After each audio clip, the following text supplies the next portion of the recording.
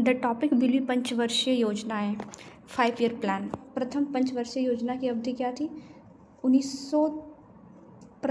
पंचम पंचवर्षीय योजना की अवधि क्या थी? 1973 से 1978 के बीच। 1973 से 1978 के बीच। प्रथम पंचवर्षीय योजना में कृषि एवं सिंचाई विकास हेतु कितनी राशि निर्धारित की गई थी? 7,411 करोड़ रुपये। 7,411 करोड़ रुपया। पंचम पंचवर्षीय, सारा पंचम है, इसमें भी पंचम पंचवर्षीय योजना के लिए कृषि और सिंचाई के लिए 7,411 करोड़ रुपया। और पंचम पंचवर्षीय योजना में निर्धारित कृषि राशि कुल योजना परिव्यय का कितना प्रतिशत? 20%। पंचम पंचवर्षीय योजना की समाप्ति पर कृषि एवं सिंचाई पर वास्तविक खर्च कितना बढ़कर हो गया था? 8,084 करोड़ रुपया। किस योजना के दौरान खाद्यान्न में न केवल आत्मनिर्भरता बल्कि आपातकाल के लिए बफर स्टॉक भी बनाया गया था? पंचम पंचवर्षीय योजना में। पंचम पंचवर्षीय योजना में व्यापारिक फसलों को प्रोत्साहन देने के लिए क्या बनाया गया था कार्यक्रम?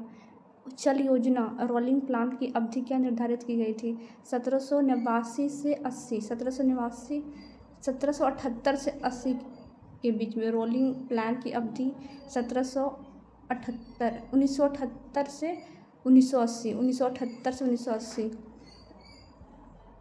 2 वर्ष के लिए रोलिंग प्लान चला था। इस योजना की शुरुआत किस सरकार के शासनकाल में हुई थी? जनता सरकार के शासनकाल में। इस चल योजना में मुख्य रूप से किस क्षेत्र के प्रसार पर विशेष बल दिया गया था? कृषि विकास हेतु सिंचाई के प्रसार पर। कृषि विकास हेतु सिंचाई के प्रकार पर।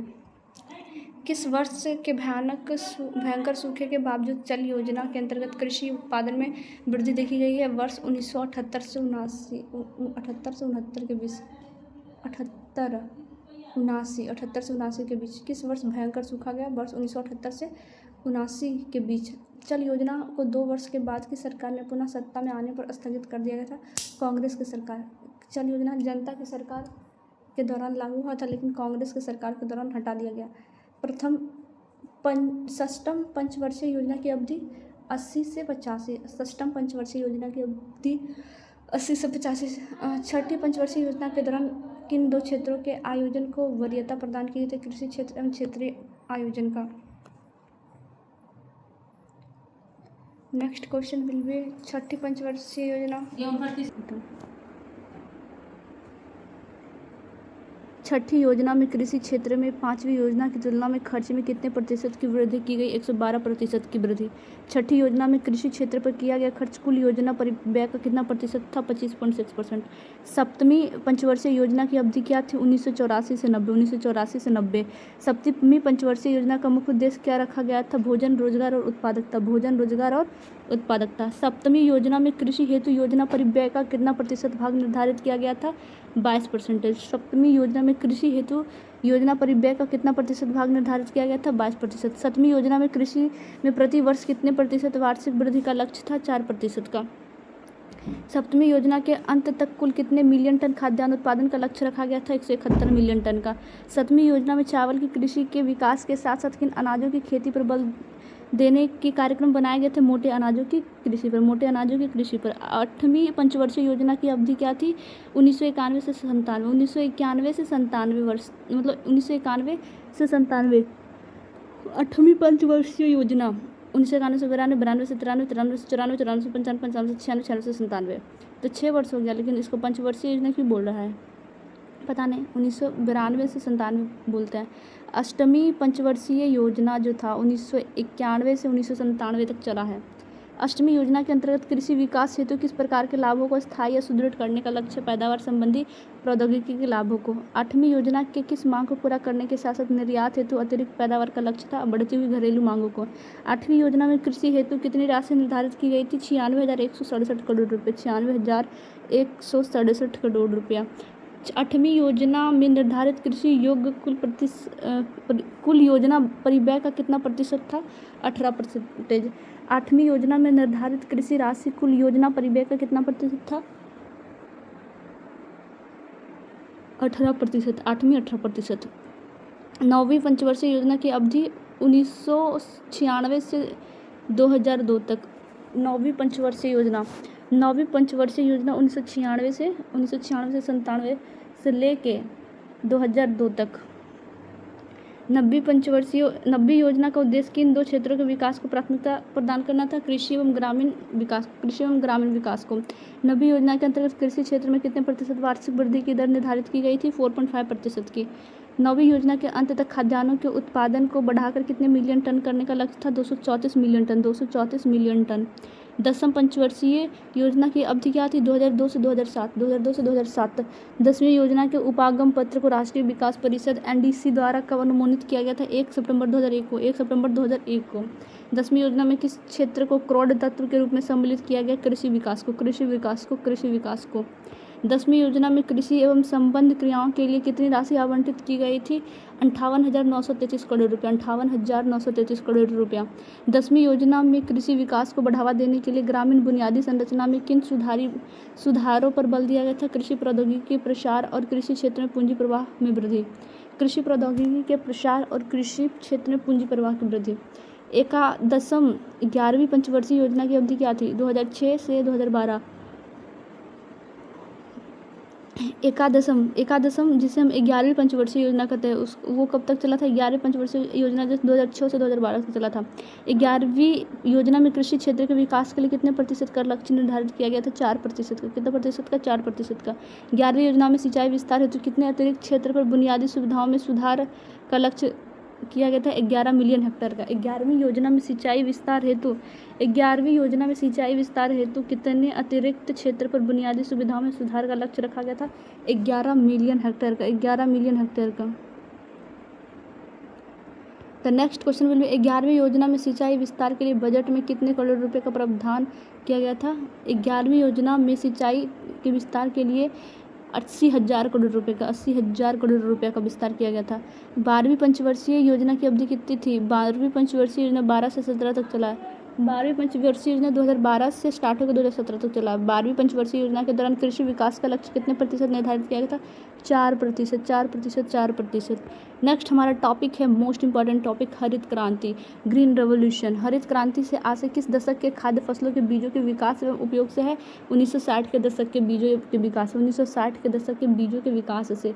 हरित क्रांति से आशय किस दशक के खाद्य फसलों के बीजों के विकास एवं उपयोग से? 1960 के दशक के।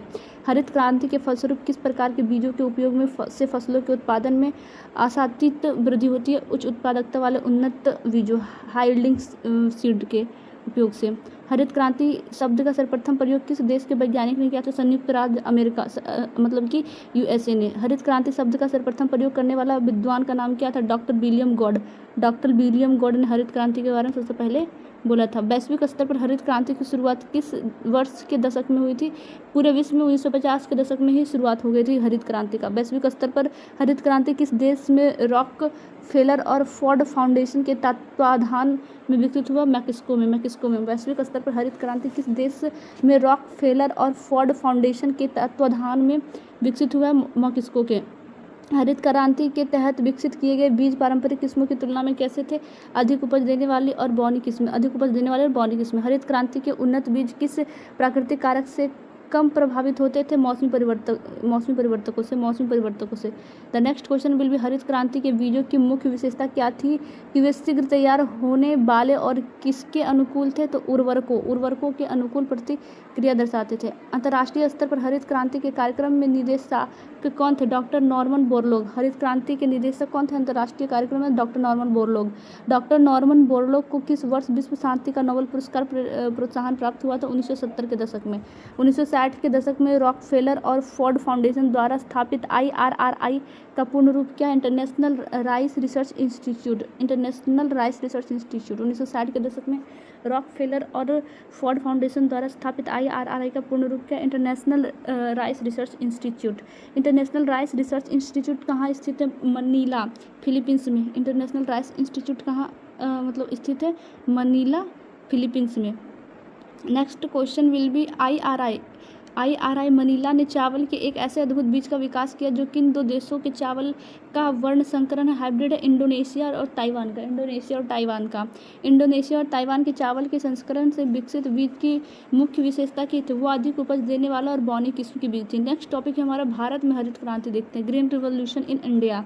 भारत में हरित क्रांति की शुरुआत किस वर्ष हुई थी? 1966 से 67 में। 1966 से 67 में भारत में ग्रीन क्रांति 1966 से 67 में मतलब रिवोल्यूशन हुआ था। भारत में हरित क्रांति की शुरुआत किसमें? वहाँ विकसित नवीन बौनी प्रजातियों के बीजों का प्रयोग किया गया था।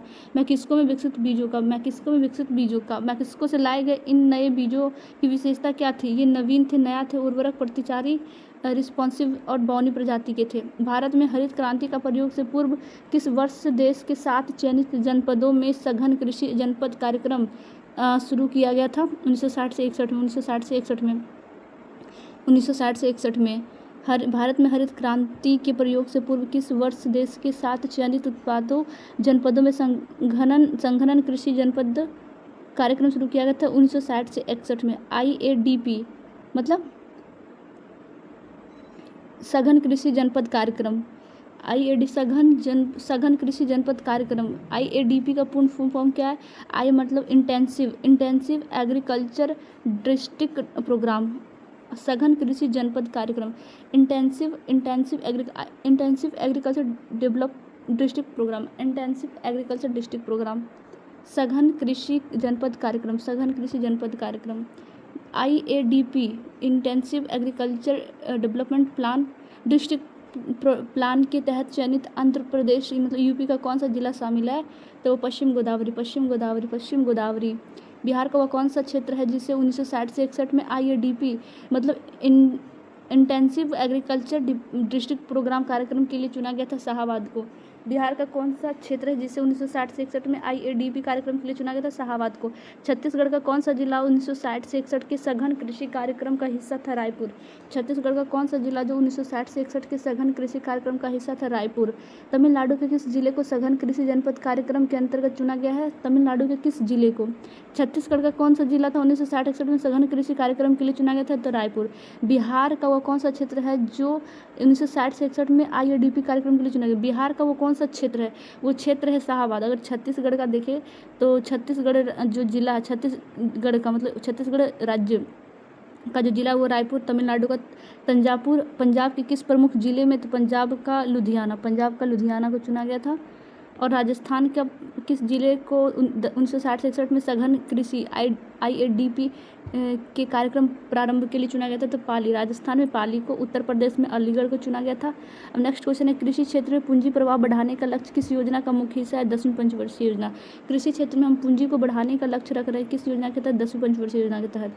रोलिंग प्लान चल योजना किस प्रधानमंत्री के कार्यकाल में लागू हुआ था? मोरारजी देसाई जनता पार्टी के सरकार के कार्यकाल में। रोलिंग प्लान चल योजना जो है जो 2 वर्ष के लिए लगा था वो मोरारजी देसाई के कार्यक्रम में लगा था। पंचम योजना के तहत बफर स्टॉक बनाने का मुख्य उद्देश्य क्या था? आपातकाल में खाद्यान्न सुरक्षा सुनिश्चित करना। छठी पंचवर्षीय योजना में कृषि पर व्यय का प्रतिशत पंचवर्षीय योजना की तुलना में कितना बढ़ गया था? 112% की वृद्धि दर्ज बढ़ गई थी। छठी पंचवर्षीय योजना में कृषि पर जो व्यय है प्रतिशत 5वीं योजना की तुलना में 112% की वृद्धि हो गई थी। खाद्यान्न आत्मनिर्भरता का मील का पत्थर किस योजना को माना जाता है? पंचम पंचवर्षीय योजना को। खाद्यान्न आत्मनिर्भरता का मील किसे माना जाता है? पंचम पंचवर्षीय योजना को। 7वीं योजना में किस प्रकार के अनाजों के उत्पादन को बढ़ावा देकर विविधता लाने का प्रयास किया गया था? मोटे अनाजों को। 8वीं योजना में कृषि विकास के लिए कुल कितने प्रतिशत बजटीय आवंटन किया गया था? 8वीं में 18%। 9वीं पंचवर्षीय योजना में निर्धारित खाद्यान्न लक्ष्य कितना था? 234 मिलियन टन। 9वीं पंचवर्षीय योजना में खाद्यान्न आधारित निर्धारण कितना था? 234 million tonne. The next question will be राष्ट्रीय विकास परिषद NDC नेशनल डेवलपमेंट सेक्टर परिषद कम्युनिटी नेशनल डेवलपमेंट कम्युनिटीज ने 10वीं योजना के ड्राफ्ट को किस तिथि को मंजूरी दी थी? 1 सितंबर 2001 को। 11वीं योजना में सिंचाई सुधार के लिए आवंटित बजट 80,000 करोड़ सिर्फ सिंचाई के लिए। कौन सी योजना में? 11वीं योजना में सिंचाई सुधार के लिए आवंटित बजट राशि कितनी थी? 80,000 करोड़ रुपए। 12वीं योजना के दौरान कृषि क्षेत्र की लक्षित वार्षिक वृद्धि कितनी थी? 4%। डॉक्टर विलियम गॉड किस देश के कृषि वैज्ञानिक थे? संयुक्त राज्य अमेरिका। डॉक्टर विलियम गॉड जो थे संयुक्त राज्य अमेरिका के थे। हरित क्रांति के बीजों को किस अंतर्राष्ट्रीय संस्था ने वित्तीय और तकनीकी सहायता प्रदान की? रॉकफेलर और फोर्ड फाउंडेशन। रॉकफेलर और Ford foundation. Doctor Norman Borlaug को नोबेल पुरस्कार किस क्षेत्र में दिया गया था? शांति के क्षेत्र में। कृषि क्षेत्र में नोबेल ना होने का कारण? शांति क्षेत्र में दिया गया था। डॉक्टर नॉर्मन बोरलॉग को नोबेल पुरस्कार किस क्षेत्र में दिया गया था? शांति के क्षेत्र में। फिलीपींस स्थित अंतर्राष्ट्रीय संस्थान IRRI ने किस फसल पर मुख्य शोध किया था? चावल यानी धान के फसल पे। फिलीपींस स्थित अंतर्राष्ट्रीय संस्थान IRRI ने किस फसल पर मुख्य शोध किया था? चावल धान पे। IRRI द्वारा विकसित चावल की नई प्रजाति में किस देशों के पौधों के गुण शामिल थे? इंडोनेशिया और ताइवान के। IRRI द्वारा विकसित चावल की नई प्रजाति में किन देशों के पौधे के गुण शामिल थे? इंडोनेशिया और ताइवान के। भारत में प्रयुक्त मैक्सिकन गेहूं की प्रजाति भारत में प्रयुक्त मैक्सिकन गेहूं की प्रजाति की सबसे प्रमुख शारीरिक विशेषता क्या थे? वो बौने प्रजाति थी। IADP intensive agriculture district programme कार्यक्रम भारत में कुल कितने जिलों में पायलट प्रोजेक्ट के रूप में शुरू किया गया था? 7 जनपद जिसे हम जिला कहते हैं, 7 जनपदों में, मतलब 7 जिलों में। बिहार का शाहाबाद जिला वर्तमान में किस जिले में विभाजित हो चुका है? बिहार का जो शाहाबाद जिला है, शाहाबाद जिला को वर्तमान में किन जिलों में बांट दिया गया है? अभी भोजपुर, बक्सर, रोहतास, कैमूर। शाहाबाद को भोजपुर किन जिलों में बांट दिया गया? शाहाबाद जिला वर्तमान में भोजपुर, बक्सर, रोहतास, कैमूर में बांट दिया गया है। भारत में हरित क्रांति का तत्कालिक प्रभाव किस फसल के उत्पादन पर सर्वाधिक पड़ा है? गेहूं और चावल, मुख्य रूप से गेहूं। सघन कृषि जनपद कार्यक्रम IADP सघन कृषि जनपद कार्यक्रम इंटेंसिव एग्रीकल्चर डिस्ट्रिक्ट प्रोग्राम का मुख्य दर्शन क्या था? चुने हुए क्षेत्रों में आधुनिक इनपुट के जरिए सघन खेती करना। चुने हुए क्षेत्रों में आधुनिक इनपुट मतलब अभी का आधुनिक जो हमारा मशीन है, आधुनिक जो तकनीक है, उसके द्वारा हम सघन खेती मतलब कम क्षेत्र में ज़्यादा पैदावार उगाना। 9वीं योजना में ग्रामीण विकास के साथ किसे सर्वोच्चतम प्राथमिकता दी गई थी? कृषि विकास को। 11वीं योजना में सिंचाई के तहत कितने अतिरिक्त हेक्टेयर भूमि को कवर करने का लक्ष्य था? 11 मिलियन। 11वीं में 11 मिलियन हेक्टेयर को कवर करने का लक्ष्य था। The next question will B चतुर्थ और पंचम योजना के संक्रमण काल में कौन सी योजना अल्प समय के लिए आई थी? चल योजना। रोलिंग योजना से 2 वर्ष के लिए आई थी। हरित क्रांति के बीजों की रासायनिक उर्वरकों के प्रति कैसे प्रतिक्रिया थी? वे उच्च अनुकूल प्रतिचारी थे, हाई रिस्पॉन्सिव थे। हरित क्रांति के जो बीज थे वो रासायनिक उर्वरकों के प्रति जो क्या थे? हाई रिस्पॉन्सिबिलिटी वाले थे। 6ठी पंचवर्षीय योजना का मुख्य जोर कृषि के साथ किस स्तर के आयोजन पर था? क्षेत्रीय आयोजन पर, रीजनल प्लानिंग पर भी था। 6ठी जो पंचवर्षीय योजना थी उसका मुख्य जोर जो था कृषि के साथ, सारे पंचवर्षीय योजना में कृषि को ध्यान में रखते और अलग अलग सेक्टर में भी वर्क किया गया है।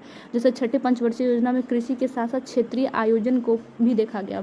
भोजन और रोजगार सृजन को मुख्य लक्ष्य बनाने वाली योजना कौन सी थी? 7वीं पंचवर्षीय योजना। भोजन और रोजगार सृजन, भोजन के साथ साथ मतलब कृषि के साथ साथ रोजगार सृजन का मुख्य लक्ष्य कौन सी योजना में था? 7वीं पंचवर्षीय योजना में।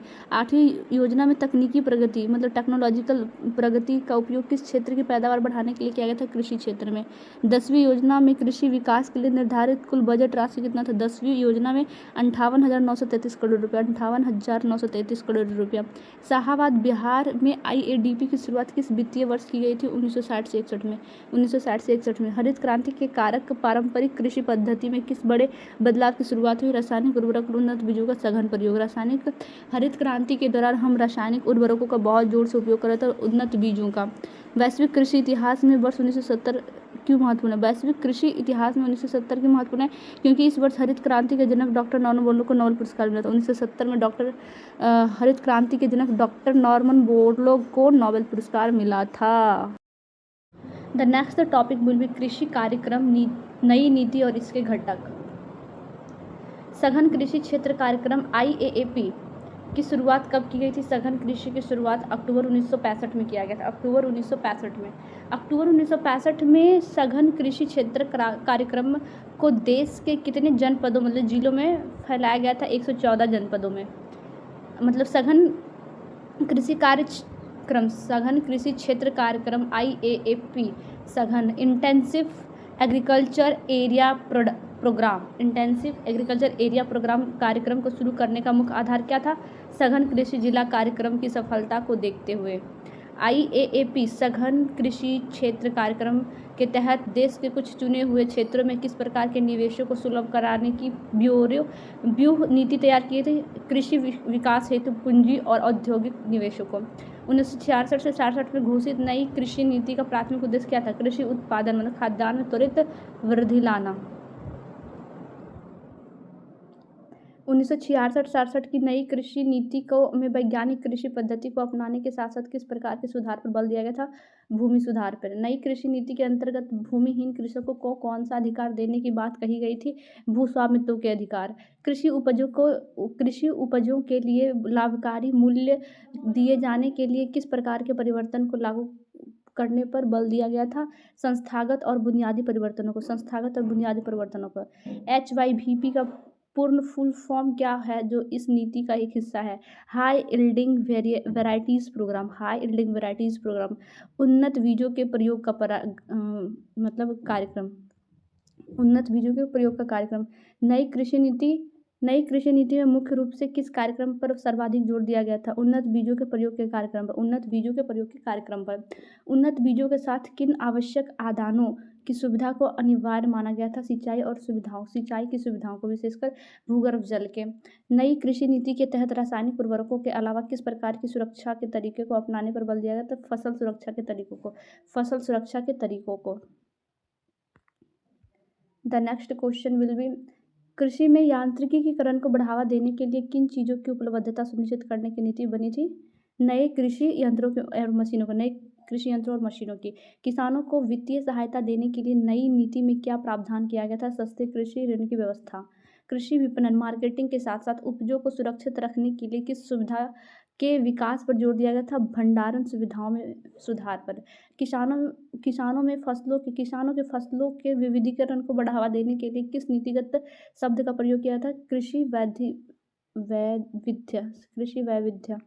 नेक्स्ट, नई नीति में कृषि अनुसंधानों को प्रोत्साहन देने के साथ साथ किसानों तक जानकारी पहुंचाने के लिए क्या व्यवस्था की गई थी? कृषि प्रशिक्षण एवं संस्थागत उन्नयन। हरित कृषि के अंतर्गत कृषि आदानों में मुख्य रूप से किन 3 रासायनिक तत्वों को शामिल किया गया था? उन्नत बीज, रासायनिक उर्वरक और कीटनाशक को।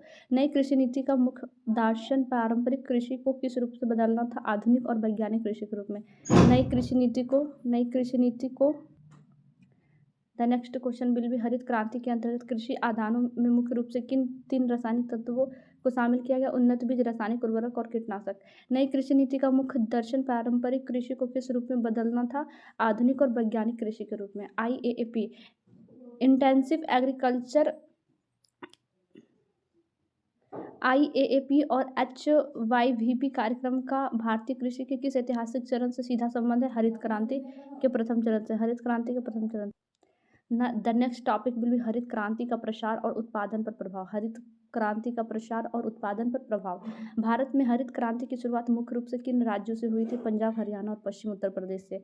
शुरुआती दौर में हरित क्रांति का प्रभाव किस मुख्य फसल की कृषि से जुड़ा हुआ था? गेहूं की कृषि से। वर्ष 1983 के बाद हरित क्रांति का प्रसार देश के किन दक्षिणी राज्यों में हुआ? आंध्र प्रदेश और तमिलनाडु में। वर्ष 1983 के बाद हरित क्रांति का प्रसार किन दक्षिणी राज्य में हुआ? तो दक्षिण की ओर तमिलनाडु और आंध्र प्रदेश, पूर्व पश्चिम उत्तर में नेपाल, दक्षिण में झारखंड है तथा यूपी झारखंड सब एक साइड है, इसलिए दक्षिण में आंध्र प्रदेश और तमिलनाडु में 1983 में हरित क्रांति का प्रसार हुआ था। The next question will B 1983 के बाद के प्रसार में गेहूं के अलावा किस अन्य मुख्य खाद्यान्न फसल को लाभ पहुंचा? धान के फसल को। आधार वर्ष 1964-65 में भारत में कुल गेहूं उत्पादन कितने लाख टन था? 123 लाख टन। 1964-65 में भारत में कुल गेहूं उत्पादन कितने लाख टन था? 123 लाख टन। वर्ष 1985-86 में भारत का गेहूं उत्पादन बढ़कर कितने लाख टन हो गया? 470.5 लाख टन, जो 1964-65 में एक 12.3 लाख टन था, वही 1985-86 में बढ़ के 470.5 जो पहले 123 लाख टन था, अब वो 470.5 लाख टन हो गया। वर्ष 1990-91 में देश में गेहूं का कुल उत्पादन कितना दर्ज किया गया था? 551.3 लाख टन। इतना मतलब ग्रोथ होते गया हरित क्रांति के कारण। 1990-91 में 551.3 और 1985-86 में 470.5 और 1964 में 123 लाख टन। अब नेक्स्ट क्वेश्चन है 2008-9 में भारत में गेहूँ 806.8 लाख टन। 2008-9 में गेहूँ भारत में कितना हो गया था? 806.8 lakh tonne. The next question below 1964-65 से 2008-9 के बीच गेहूं के उत्पादन में लगभग कितने गुना की वृद्धि दर्ज की गई है? तो लगभग 6.5 गुना से अधिक की वृद्धि। हरित क्रांति के कारक खाद्यान्न उत्पादन में वृद्धि का मुख्य तकनीकी कारण क्या था? प्रति हेक्टेयर उपज में तीव्र वृद्धि होना। प्रति हेक्टेयर उपज में तीव्र वृद्धि होना। नेक्स्ट क्वेश्चन, या अभूतपूर्व वृद्धि मुख्यतः किस फसल की प्रति हेक्टेयर उपज में तीव्र वृद्धि के कारण संभव हुआ है? गेहूं की फसल की। वर्ष 1964-65 में देश में गेहूं के प्रति हेक्टेयर उपज केवल कितने किलोग्राम के थे? 916 किलोग्राम प्रति हेक्टेयर। एक हेक्टेयर में 916 किलोग्राम ही 916 एक हेक्टेयर में 916 किलोग्राम, 916 ग्राम नहीं, 916 किलोग्राम बोला है। ठीक है, 1964-65 में एक हेक्टेयर में 916 किलोग्राम प्रति हेक्टेयर। वही 1990-91 में 2281 किलोग्राम प्रति हेक्टेयर और 1990-91 में 2281 किलोग्राम प्रति हेक्टेयर हो गया था। 1964-65 की तुलना में 1990-91 में गेहूं के प्रति हेक्टेयर उपज में कितने प्रतिशत की वृद्धि हुई थी? 149% की वृद्धि हुई थी। 149% की वृद्धि हुई थी। वर्ष 1985-86 में पंजाब में गेहूं के प्रति हेक्टेयर औसत उपज कितने किलोग्राम थी? 1985-86 में पंजाब में गेहूं का उत्पादन 3531 मतलब 3531 किलोग्राम प्रति हेक्टेयर थी, जो 1985-86 में गेहूं की राष्ट्रीय औसत उपज कितने किलोग्राम प्रति हेक्टेयर दर्ज की गई थी? जो वर्ष 1985-86 में गेहूं की राष्ट्रीय औसत उपज कितने किलोग्राम प्रति हेक्टेयर दर्ज किए थे? 2086 किलोग्राम प्रति हेक्टेयर, जबकि पंजाब में ज़्यादा गेहूं हो रहा था, इसे 3551। नेक्स्ट क्वेश्चन भी 1985-86 में पंजाब की गेहूं उत्पादकता राष्ट्रीय औसत से लगभग कितना किलोग्राम अधिक था? तो 1485 किलोग्राम प्रति हेक्टेयर। 1485 किलोग्राम प्रति हेक्टेयर बहुत अधिक है ये तो। नेक्स्ट क्वेश्चन है वर्ष 1966-67 में देश के कुल गेहूं उत्पादन क्षेत्र का कितना प्रतिशत भाग उन्नतशील प्रजातियों के अधीन था? तो केवल 4.2% भाग। वर्ष 1966-67 में देश में कुल गेहूं उत्पादन क्षेत्र का कितना प्रतिशत भाग उन्नतशील प्रजातियां हाई यील्डिंग बीज के अधीन था? तो 4.2% भाग, केवल 4.2% भाग। वही 1970-71 में तकनीक उन्नतशील प्रजातियों के अधीन गेहूं का फसल क्षेत्र बढ़कर कितना हो गया था? क्षेत्र बढ़कर कितना प्रतिशत हो गया? 35%। जो पहले 4.2% था कुछ बरस पहले 66-67 में, वो 70-71 में 35% हो गया। नेक्स्ट 1985-86 में उन्नतशील प्रजातियों के अंतर्गत गेहूं का क्षेत्रफल कितने प्रतिशत तक बढ़ गया था? 1985-86 में उसका क्षेत्रफल 82.7। इतना फास्ट ग्रोथ हुआ, मतलब गेहूं उपजाने का जो खेत है दिन ब दिन बढ़ते जा रहा था। किसको काट के? जंगलों को काट कर। और का वर्ष 1995-96 तक गेहूं उत्पादन क्षेत्र का कितना प्रतिशत हिस्सा उन्नत बीजों के प्रभाव में आ चुका था? तो 92.8% भाग। 1965-66 से 1998-99 के बीच गेहूं के कुल उत्पादन में लगभग कितने गुना की वृद्धि दर्ज की गई थी? 7 गुना की। वर्ष 1965-66 से 1998-99 के बीच गेहूं के कुल उत्पादन में लगभग कितने गुना की वृद्धि दर्ज की गई थी? लगभग 7 गुना की वृद्धि। गेहूं के उपरांत हरित क्रांति का सकारात्मक प्रभाव किस दूसरी प्रमुख खाद्यान्न फसल की खेती पर देखा गया था? चावल की खेती पर। गेहूं के उपरांत हरित क्रांति का सकारात्मक प्रभाव किस दूसरी प्रमुख खाद्यान्न फसल की खेती पर भी देखा गया था? चावल धान की खेती पर। हरित क्रांति के प्रसार के भौगोलिक पैटर्न से क्या स्पष्ट होता है? यह शुरुआत में केवल सुनिश्चित सिंचाई वाले क्षेत्रों तक ही सीमित थी।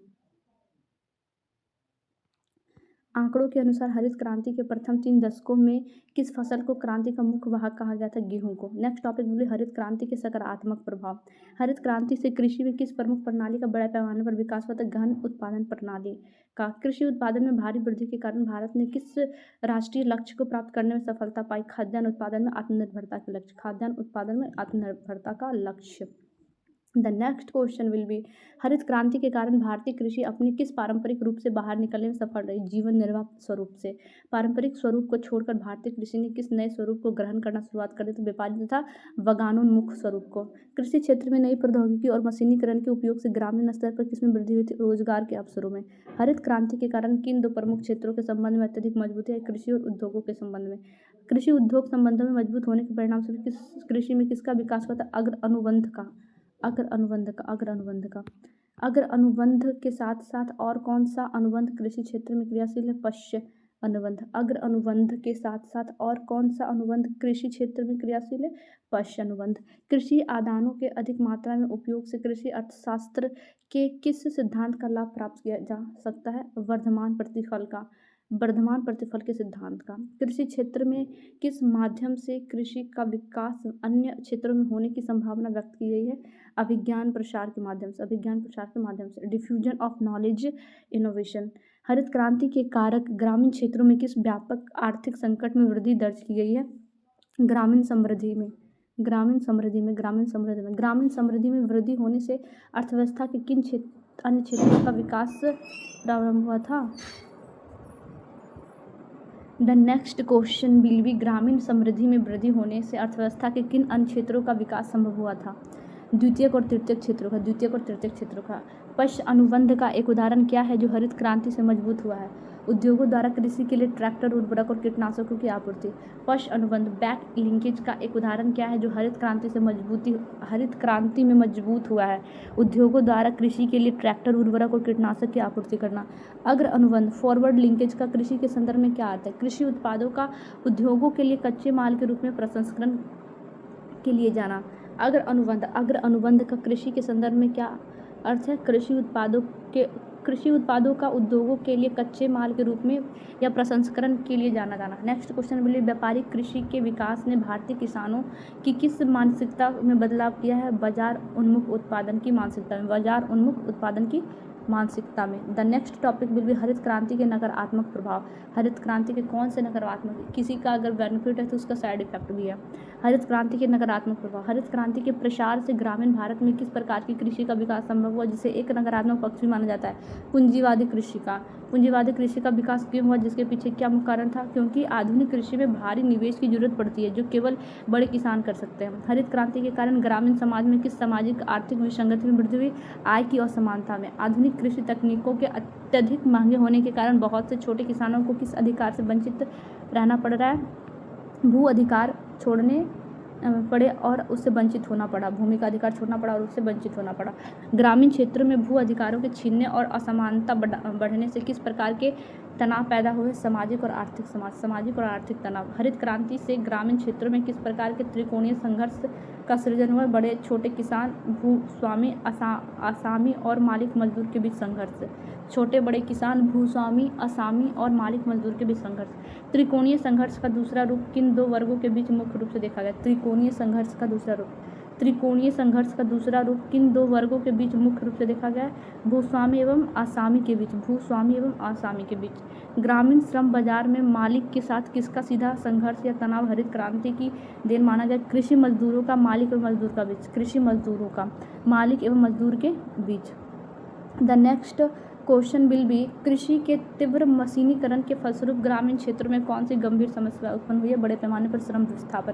कृषि के तीव्र मशीनीकरण के फलस्वरूप ग्रामीण क्षेत्रों में कौन सी गंभीर समस्या उत्पन्न है? बड़े पैमाने पर श्रम विस्थापन एवं बेरोजगारी। नवीन अध्ययनों के अनुसार हरित क्रांति के कोर क्षेत्रों में प्रति हेक्टेयर उत्पादन की क्या स्थिति देखी जा रही है? प्रति हेक्टेयर उत्पादन या तो स्थिर हो गया है अथवा उसमें गिरावट आ गई है। हरित क्रांति वाले क्षेत्रों में अत्यधिक सिंचाई के कारण किस प्राकृतिक संसाधन का अंधाधुंध प्रयोग हुआ है? भूगर्भ जल का। हरित क्रांति वाले क्षेत्रों में अत्यधिक सिंचाई के कारण किस प्राकृतिक संसाधन का अंधाधुंध प्रयोग हुआ है? भूगर्भ जल का। The next topic will be भूगर्भ जल के अत्यधिक दोहन और रासायनिक खादों के अति उपयोग से किस गंभीर समस्या का खतरा बढ़ रहा है? पर्यावरण प्रदूषण और पारिस्थितिकी असंतुलन का। भूगर्भ जल के अत्यधिक दोहन और रासायनिक खादों के अति उपयोग से किस गंभीर समस्या का खतरा बढ़ रहा है? पर्यावरण प्रदूषण और पारिस्थितिकी असंतुलन का। हरित क्रांति का प्रभाव मुख्य रूप से किन खाद्यान्न फसलों तक ही सीमित होकर रह गया था? गेहूं, चावल, धान का। The next question will B भूगर्भ जल में अत्यधिक दोहन और रासायनिक खादों के अति उपयोग से किस गंभीर समस्या का खतरा बढ़ा है? पर्यावरण प्रदूषण और पारिस्थितिकी असंतुलन का। हरित क्रांति का प्रभाव मुख्य रूप से किन खाद्यान्न फसलों तक ही सीमित होकर रह गया है? गेहूं और चावल के अलावा किन 3 अन्य खाद्यान्नों को इस क्रांति में सीमित स्थान मिला? या वे उपेक्षित रही? मक्का, बाजरा और जौ, गेहूं और चावल के अलावा किन 3 अन्य खाद्यान्नों को इस क्रांति में सीमित स्थान मिला? तो मक्का, बाजरा और जौ को। हरित क्रांति के कारण देश के किन महत्वपूर्ण पोषक फसलों के उत्पादन में गिरावट आई या वे लाभ से वंचित रह गए? दलहन और तिलहन, दलहन और तिलहन। नेक्स्ट हमारा क्वेश्चन है, व्यावसायिक फसलों के में कपास और जूट के अलावा कौन सी फसलें हरित क्रांति के लाभों से पूरी तरह वंचित रही है? मुद्रास्फीति, मुद्रादायनी फसलें एवं चारा आदि की फसलें, मुद्रादायनी फसलें, चारा आदि की फसलें। भौगोलिक दृष्टि से इस क्रांति का लाभ पंजाब, हरियाणा और पश्चिम उत्तर प्रदेश के अलावा किन दक्षिणी राज्यों के कुछ ही जनपदों तक सीमित रही है? आंध्र प्रदेश, महाराष्ट्र और तमिलनाडु के कुछ महाजनपदों तक, आंध्र प्रदेश, महाराष्ट्र और तमिलनाडु के कुछ जनपदों तक। आंकड़ों के अनुसार हरित क्रांति का लाभ देश के कुल कृषकों की जनसंख्या के कितने प्रतिशत हिस्से को ही मिल सकता है? मात्र 10% कृषकों के। आंकड़ों के अनुसार हरित क्रांति का लाभ देश के कुल कृषकों की जनसंख्या के कितने प्रतिशत हिस्से को ही मिल सकता है? मात्र 10% कृषकों को। 90% कृषकों को लाभ न मिलने का मुख्य कारण क्या था? वे छोटे और सीमांत किसान थे जिनके पास पूंजी और सिंचाई के साधनों का अभाव था। हरित क्रांति के इस सीमित क्षेत्रीय और सामाजिक प्रसार को अर्थव्यवस्था ने किस नाम से पुकारा है? क्षेत्रीय और वर्गीय असमानता, क्षेत्रीय और वर्गीय एवं वर्गीय असमानता। IAAP कार्यक्रम का मुख्य दर्शन क्या था जिसने हरित क्रांति की नींव रखी थी? पूरे देश में संसाधन फैलाने के बजाय उन क्षेत्रों पर ध्यान केंद्रित करना जहां उत्पादन की संभावना सर्वाधिक हो। IAAP कार्यक्रम का मुख्य दर्शन क्या था? IAAP कार्यक्रम का मुख्य दर्शन क्या था जिसने हरित क्रांति की नींव रखी? तो पूरे देश में संसाधन फैलाने के बजाय उन क्षेत्रों पर ध्यान केंद्रित करना जहां उत्पादन की संभावना सर्वाधिक हो। 1966 से 67 की नीति 1966 की कृषि नीति में संस्थागत सुधार से क्या तात्पर्य था? 1966 की कृषि नीति में संस्थागत सुधार से क्या तात्पर्य था? भूमि सुधार लागू करना और मध्यस्थों का अंत कर कृषकों को अधिकार देना। भूमि सुधार लागू करना और मध्यस्थों का अंत कर कृषकों को अधिकार देना। The next question will be, कृषि मूल्य नीति प्राइस पॉलिसी का मुख्य उद्देश्य क्या सुनिश्चित करना था? किसानों को उनकी उपज का लाभकारी मूल्य दिलाना ताकि वे निवेश के लिए प्रेरित हो। हरित क्रांति के संदर्भ में पूंजीवादी कृषि का क्या अर्थ है? ऐसी कृषि व्यवस्था जहां लाभ कमाने के उद्देश्य से भारी पूंजी, मशीनरी और भाड़े के श्रम का प्रयोग किया गया जाता है। कृषि में श्रम विस्थापन का मुख्य कारण क्या था? कटाई, बुआई और जुताई के लिए मानव श्रम के स्थान पर ट्रैक्टर और कंबाइन हार्वेस्टर जैसे मशीनों का आना। कृषि में श्रम विस्थापन लेबर डिस्प्लेसमेंट का मुख्य कारण क्या था? कटाई, बुआई और जुताई के लिए मानव श्रम के स्थान पर ट्रैक्टर और कंबाइन हार्वेस्टर जैसे मशीनों का आना। The next question will B, हरित क्रांति के क्षेत्रों में उत्पादकता का स्थिर होना किस बात का संकेत है? हरित क्रांति के क्षेत्रों में उत्पादकता का स्थिर होना किस बात का संकेत है? भूमि की उर्वरा शक्ति का ह्रास होना और इनपुट आउटपुट अनुपात का असंतुलन होना। हरित क्रांति के क्षेत्र में उत्पादकता का स्थिर होना किस बात का संकेत है? भूमि की उर्वरा शक्ति का ह्रास होना और इनपुट आउटपुट अनुपात का असंतुलन होना। दलहन और तिलहन की उपेक्षा का भारतीय अर्थव्यवस्था पर क्या दीर्घकालिक प्रभाव पड़ा है? भारत को खाद्य तेलों और दालों के आयात पर निर्भर होना पड़ा जिसमें विदेशी मुद्रा का व्यय बढ़ा। अभिज्ञान प्रसार किस प्रकार ग्रामीण विकास में सहायक होता है? या प्रगतिशील किसानों की देखा देखी छोटे किसानों तक भी नई तकनीकों और वैज्ञानिक समझ को पहुंचाता है। अभिज्ञान प्रसार किस प्रकार ग्रामीण विकास में सहायक होता है? अभिज्ञान प्रसार किस प्रकार ग्रामीण विकास में सहायक होता है या प्रगतिशील किसानों की देखा देखी छोटे किसानों तक भी नई तकनीकों और वैज्ञानिक समझ को पहुंचाता है। हरित क्रांति ने भारत की खाद्य सुरक्षा को किस प्रकार सुदृढ़ किया है? इसने देश को PL 488 जैसी विदेशी खाद्यान्न सहायता पर निर्भर से मुक्त किया है। हरित क्रांति ने भारत की खाद्य सुरक्षा, फूड सिक्योरिटी को किस प्रकार सुदृढ़ किया है? इसने देश को PL जैसी विदेशी खाद्यान्न सहायता पर निर्भरता से मुक्त किया है। हरित क्रांति के नकारात्मक प्रभावों को देखते हुए वर्तमान में किस नई कृषि पद्धति पर बल दिया जा रहा है? सतत कृषि, सस्टेनेबल एग्रीकल्चर या सदाबहार क्रांति पर। हरित क्रांति के नकारात्मक प्रभावों को देखते हुए वर्तमान में किस नई कृषि पद्धति पर बल दिया जा रहा है? सतत कृषि या सदाबहार कृषि पर। 1960 के दशक के मध्य में भारत के सामने कौन सा संकट था जिसने इस नई व्यूह रचना को अपनाने का मजबूर किया है? भयंकर सूखा और खाद्यान्न संकट। 1960 के दशक के मध्य में भारत के सामने कौन सा संकट था जिसने इस नई व्यूह रचना को अपनाने पर मजबूर किया? भयंकर सूखा और खाद्यान्न संकट। उन्नत बीजों की मुख्य विशेषता क्या थी जिसने उत्पादन को कई गुना बढ़ा दिया? ये बीज बौनी प्रजाति के थे जो अधिक उर्वर और पानी सोखकर कम समय में भारी पैदावार रख देते थे। उन्नत बीजों की मुख्य विशेषता क्या थी जिसने उत्पादन को कई गुना बढ़ा दिया? ये बीज बौनी प्रजाति के थे जो अधिक उर्वरक और पानी सोखकर कम समय में भारी पैदावार देते थे। The next question will B हरित क्रांति के कारण ग्रामीण समाज में वर्गीय चेतना का विकास कैसे हुआ? अमीर और गरीब किसानों के बीच की खाई चौड़ी होने से ग्रामीण समाज शोषक और शोषित वर्गों में बंटने लगा। पाठ्यपुस्तक के अनुसार हरित क्रांति के कारण उन्नत त्रिकोणीय संघर्ष का मुख्य कारण क्या था? संसाधनों और आर्थिक लाभों का असमान वितरण। पारिस्थितिक तंत्र पर रासायनिक उर्वरकों के अंधाधुंध प्रयोग का क्या प्रभाव पड़ा? मिट्टी और जैविक गुणवत्ता नष्ट हुई और जल स्रोत प्रदूषित होने लगा। भूगर्भ जल के अत्यधिक दोहन से पंजाब और हरियाणा में वर्तमान में किस संकट की स्थिति उत्पन्न हुई? वाटर टेबल का खतरनाक स्तर तक नीचे गिर जाना स्तर का। क्या हरित क्रांति संपूर्ण भारत की क्रांति थी? नहीं, यह मुख्य रूप से उत्तर पश्चिम भारत और कुछ चुनिंदा सिंचित जनपदों तक सीमित एवं एक क्षेत्रीय क्रांति था। नहीं, यह मुख्य रूप से उत्तर पश्चिम भारत और कुछ चुनिंदा सिंचित जनपदों तक की सीमित एक क्षेत्रीय क्रांति था। हरित क्रांति ने भारतीय किसानों को निर्वाह खेती से हटाकर किस ओर प्रवृत्त किया? नकदी प्रवाह और बाजार आधारित फसल चक्र की ओर। कृषि और उद्योगों के बीच पश अनुबंध का सुदृढ़ होना अर्थव्यवस्था के लिए क्यों महत्वपूर्ण है? यह औद्योगिक क्षेत्र जैसे कि रसायन और मशीनरी उद्योगों के लिए मशीनों के लिए ग्रामीण भारत में एक बहुत बड़ा बाजार तैयार करता है। हरित क्रांति का मूल्यांकन करते हुए इसका सबसे बड़ा विरोधाभास क्या दिखाई देता है? आंसर, इसने एक तरफ देश को खाद्यान्न में आत्मनिर्भर बनाया तो दूसरी तरफ तीव्र क्षेत्रीय, सामाजिक और पर्यावरणीय असंतुलन को भी जन्म दिया है। द टॉपिक विल बी शुष्क क्षेत्रीय कृषि, ड्राई लैंड फार्मिंग। हम सूखे भूमि पे कृषि कैसे करेंगे, इस पे हम क्वेश्चन करते हैं। शुष्क कृषि मूलतः किस प्रकार के जोखिम और उत्पादकता वाले कृषि पारिस्थितिक तंत्र से संबद्ध है? नाजुक, ऊंचे जोखिम वाली और कम उत्पादकता वाली। भारत के कृषि परिदृश्य में किस विशिष्ट कृषि व्यवस्था का महत्वपूर्ण स्थान है? शुष्क क्षेत्रीय कृषि का।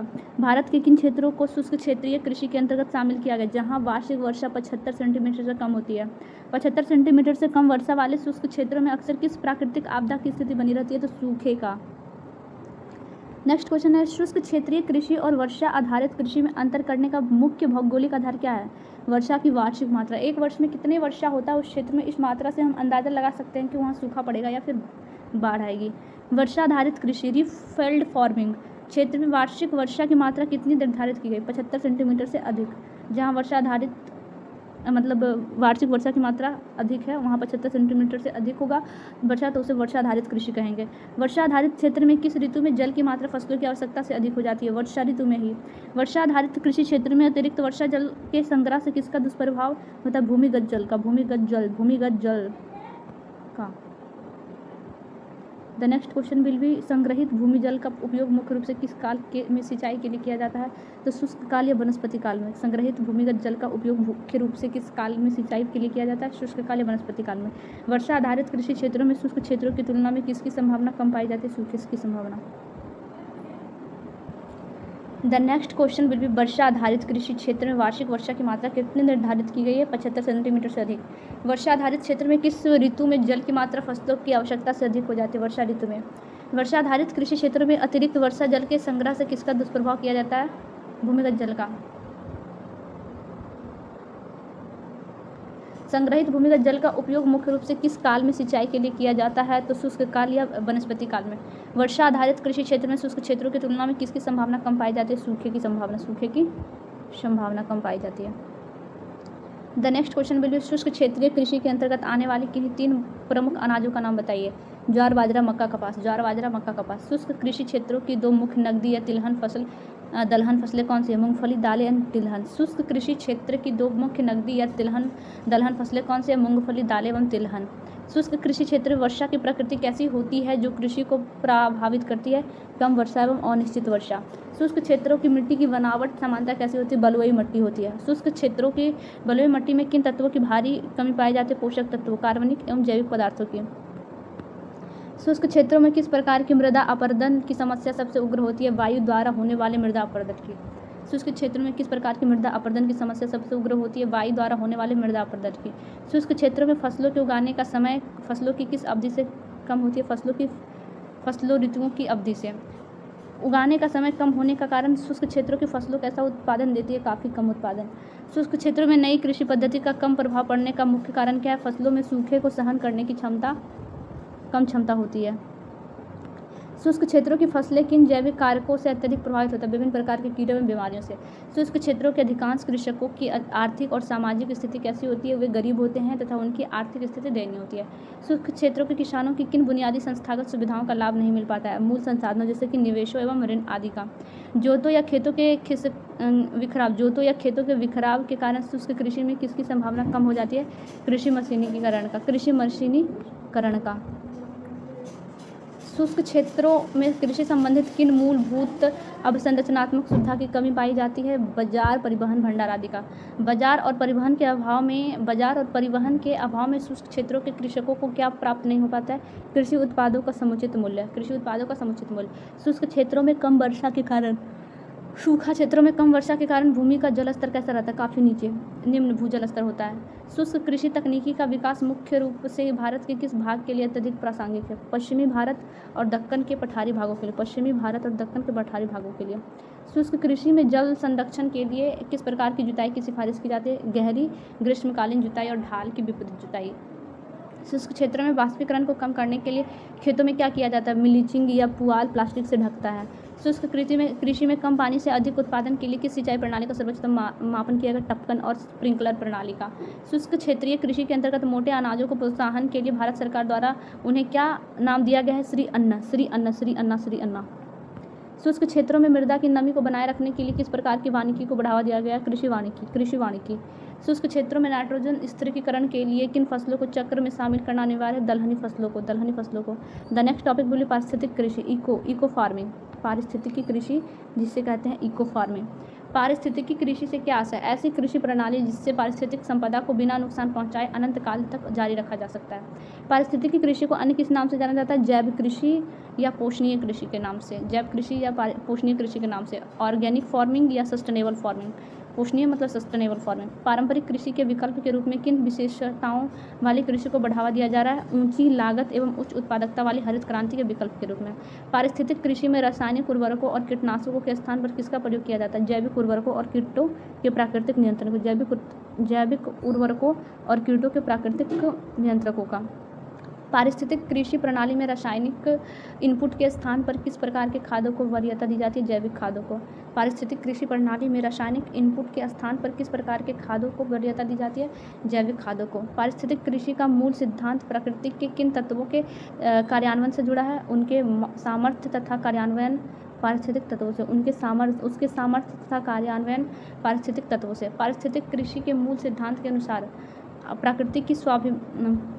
पारिस्थितिक कृषि के मूल सिद्धांत के अनुसार प्रकृति की स्वाभाविक गतिविधि में कैसा हस्तक्षेप होना चाहिए? न्यूनतम या कम से कम हस्तक्षेप। पारिस्थितिक कृषि के अनुसार भूमि के क्षय हुए पोषक तत्वों की पूर्ति किसके द्वारा की जानी चाहिए? प्राकृतिक पोषकों के द्वारा ही। पारिस्थितिक कृषि के अनुसार भूमि के क्षय हुए पोषक तत्वों की पूर्ति किसके द्वारा की जानी चाहिए? प्राकृतिक पोषकों के तत्वों के द्वारा, प्राकृतिक चक्रों के द्वारा ही। पारिस्थितिक कृषि प्रणाली का क्रियान्वयन मुख्य रूप से किन तत्वों की अंतःक्रिया से होता है? पारिस्थितिक तत्वों के संतुलन से, पारिस्थितिक तत्वों के संतुलन से। पारिस्थितिक कृषि में आधुनिक और पारंपरिक कृषि के किन पक्षों का समन्वय पाया जाता है? दोनों ही प्रकार की कृषि प्रौद्योगिकी के श्रेष्ठ गुणों का, दोनों ही प्रकार की कृषि प्रौद्योगिकी के श्रेष्ठ गुणों का। पारिस्थितिक कृषि में एक तरफ उच्च तकनीकी का प्रयोग होता है तो दूसरी तरफ किन पारंपरिक खादों पर बल दिया जाता है? वर्मी कंपोस्ट की और कीटनाशक के रूप में नीम की खाद पर। वर्मी कंपोस्ट और कीटनाशक के रूप में नमी की खाद पर। The next question will B फसल चक्र मतलब क्रॉप रोटेशन में किस प्रकार के पौधों के उपयोग पर पारिस्थितिक कृषि में विशेष जोर दिया जाता है? नीम खाद के उपयोग एवं जैविक विविधता बढ़ाने वाले पौधों पर। नीम खाद के प्रयोग एवं जैविक विविधता बढ़ाने वाले पौधों पर। भारत जैसे विकासशील देश के लिए पारिस्थितिक कृषि किस रूप से साबित हो सकती है? एक वरदान के रूप में। फसल चक्र में किस प्रकार के पौधे के उपयोग पर पारिस्थितिक कृषि में विशेष जोर दिया जाता है? नीम खाद के उपयोग एवं जैविक विविधता बढ़ाने वाले पौधों का। 47 नंबर क्वेश्चन है, पारिस्थितिक कृषि न केवल कृषि में उत्पादन लागत को कम करती है बल्कि यह किसका संरक्षण करती है? पर्यावरण अवनयन, इन्वायरमेंटल डिग्रेडेशन को रोकती है। पारिस्थितिक कृषि के माध्यम से किन प्राकृतिक संसाधनों को सुरक्षित और संरक्षित किया जाता है? भूमि, जल, वायु आदि संसाधनों का। जैव कृषि को पूर्ण रूप से अपनाने वाला भारत का पहला राज्य कौन सा है? सिक्किम। जैव कृषि को पूर्ण रूप से अपनाने वाला भारत का पहला राज्य कौन सा है? सिक्किम। पारिस्थितिक कृषि किस वैश्विक लक्ष्य SDG को प्राप्त करने में सीधे तौर पर मदद करती है? SDG 2 भूखमरी की समाप्ति और संधारणीय कृषि। पारिस्थितिक कृषि किस वैश्विक लक्ष्य SDG को प्राप्त करने में सीधे तौर पर मदद करती है? SDG 2 भूखमरी की समाप्ति और संधारणीय कृषि। और SDG 15 भूमि पर जीवन। SDG 15 भूमि पर जीवन। पारिस्थितिक कृषि किस वैश्विक लक्ष्य को प्राप्त करने में सीधे तौर पर मदद करती है? तो SDG 2 जो भूखमरी की समाप्ति और संधारणीय कृषि है, और SDG 15 भूमि पर जीवन, इन दोनों को। नेक्स्ट क्वेश्चन है, पारिस्थितिक कृषि में खरपतवार नियंत्रण के लिए रासायनिक शाकनाशियों के स्थान पर क्या उपयोग किया जाता है? यांत्रिक निराई गुड़ाई और जैविक मल्चिंग। पारिस्थितिक कृषि में खरपतवार नियंत्रण के लिए रासायनिक शाकनाशियों के स्थान पर क्या उपयोग किया जाता है? यांत्रिक निराई गुड़ाई और जैविक मल्चिंग। पारिस्थितिक कृषि के तहत मृदा स्वास्थ्य को मापने के लिए भारत सरकार द्वारा कौन सी योजना चलाई गई? मृदा स्वास्थ्य कार्ड योजना। जैविक खेती में प्रयुक्त होने वाली नीम कोटेड यूरिया का मुख्य उद्देश्य क्या है? नाइट्रोजन को धीरे धीरे निकलने को सुनिश्चित करना और रिसाव रोकना। पारिस्थितिक कृषि में जैव कीटनाशक के रूप में किस बैक्टीरिया का सर्वाधिक प्रयोग किया गया? बैसिलस thuringiensis ब्रिटी कॉटन का, बैसिलस thuringiensis का। The next question will B केचुआ द्वारा तैयार की गई खाद को क्या कहते हैं? जो पारिस्थितिक कृषि का मुख्य आधार है, वर्मी कंपोस्ट कहते हैं। पारिस्थितिक कृषि में हरित खाद के रूप में किस पौधे को उगाकर मिट्टी में दबाया जाता है? ढौंचा, सनई और मूंग के पौधे को। शून्य बजट प्राकृतिक खेती के जनक कौन माने जाते हैं? Subhash Palekar. The next question will B ZBNF में गाय के गोबर ZBNF में गाय के गोबर और गौमूत्र से तैयार किए गए जीवाणु, गाय के गोबर और गौमूत्र से तैयार किए गए जीवाणु घोल को क्या कहा जाता है? जीवामृत। ZBNF में गाय के गोबर से गौमूत्र से तैयार किए गए जीवाणु को क्या कहते हैं? जीवामित्र। पारिस्थितिक कृषि किस प्रकार की खाद्य सुरक्षा सुनिश्चित करती है? तो रसायन मुक्त और पोषक युक्त सुरक्षित खाद्य सुरक्षा। मृदा में ह्यूमस की मात्रा बढ़ाने के लिए प्राकृतिक कृषि में क्या आवश्यक है? जैविक अवशेषों और फसल अवशेषों का खेत में ही पुनर्चक्रण। पारिस्थितिक कृषि से कीटों के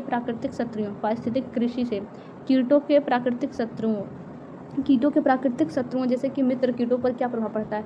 उनका संरक्षण होता है और जैविक विविधता बढ़ती है पारिस्थितिक कृषि से। रासायनिक खेती की तुलना में पारिस्थितिक कृषि में जल धारण क्षमता पर क्या प्रभाव पड़ता है? मृदा की जल धारण क्षमता में वृद्धि होती है।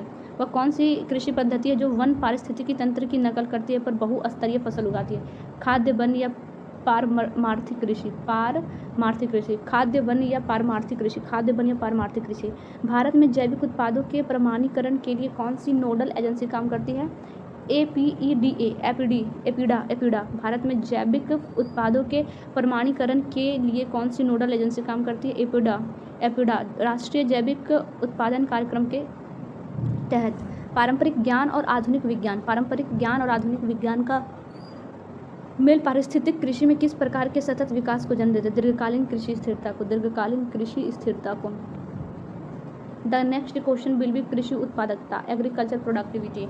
कृषि उत्पादकता को प्रति इकाई किस क्षेत्र या किस निवेश के रूप में व्यक्त किया जाता है? प्रति इकाई कृषि क्षेत्र, प्रति कृषि श्रमिक तथा प्रति इकाई निवेश। कृषि उत्पादकता क्या है? Agriculture productivity. कृषि उत्पादकता को प्रति इकाई किस क्षेत्र या किस निवेश के रूप में व्यक्त करते हैं? तो इसे प्रति इकाई कृषि क्षेत्र, कृषि का कितना क्षेत्र, प्रति इकाई कृषि श्रमिक, उसमें क्या श्रमिक लगा है, अथवा प्रति इकाई निवेश, किसमें पूंजी कितना लगा, श्रमिक कितना लगा और क्षेत्र कितना था। इस पर कृषि उत्पादकता वास्तव में किस कुल राशि पर आधारित संबंध को व्यक्त करती है? तो कुल कृषि उत्पादन के रूप में व्यक्त संबंध को। इन पृथक तौर पर कृषि उत्पादकता को और किन नामों से जाना जाता है? भूमि उत्पादकता, श्रम उत्पादकता एवं पूंजी उत्पादकता। इन पृथक तौर पर कृषि उत्पादकता को और किन नामों से जाना जाता है? इन पृथक तौर पर कृषि उत्पादकता को और किन नामों से जाना जाता है? भूमि उत्पादकता, श्रम उत्पादकता एवं पूंजी उत्पादकता। भूमि, श्रम एवं पूंजी उत्पादकता। कृषि उत्पादकता बढ़ाने में किन कारकों का महत्वपूर्ण योगदान माना जाता है? कृषि उत्पादकता बढ़ाने में किन कारकों का महत्वपूर्ण योगदान माना जाता है? भौतिक पृष्ठभूमि के अतिरिक्त वैज्ञानिक व तकनीकी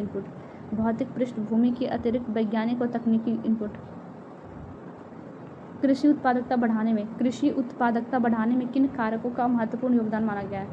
कृषि उत्पादकता बढ़ाने में किन कारकों का महत्वपूर्ण योगदान माना जाता है? भौतिक पृष्ठभूमि के अतिरिक्त वैज्ञानिक व तकनीकी इनपुट का।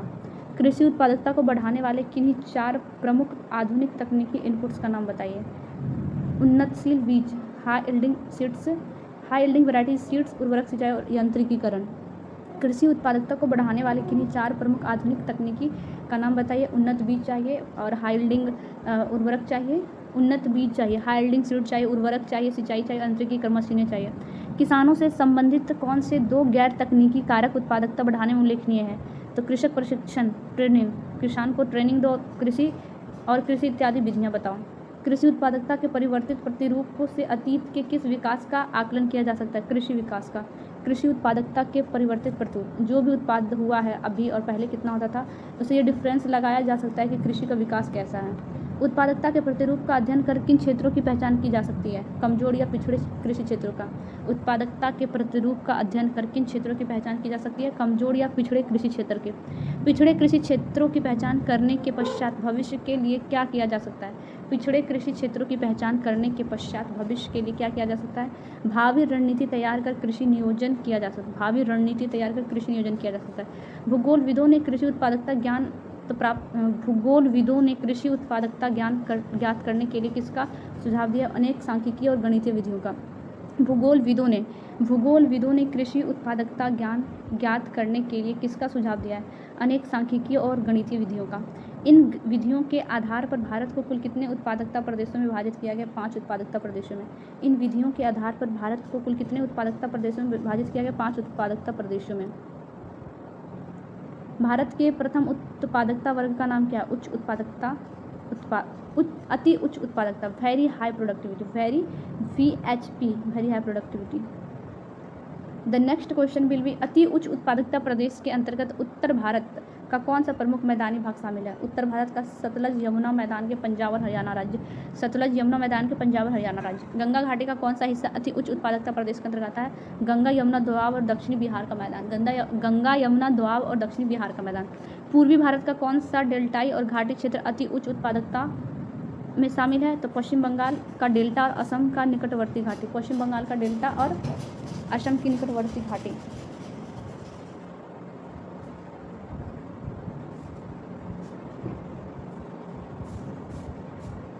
The next question will be अति उच्च उत्पादकता वाले क्षेत्रों को किन्हीं 3 मुख्य खाद्यान्न फसलों का नाम लिखिए। गेहूं, चावल और मक्का। अति उच्च उत्पादकता प्रदेश की 2 प्रमुख व्यावसायिक तिलहन दलहन फसलों का नाम क्या है?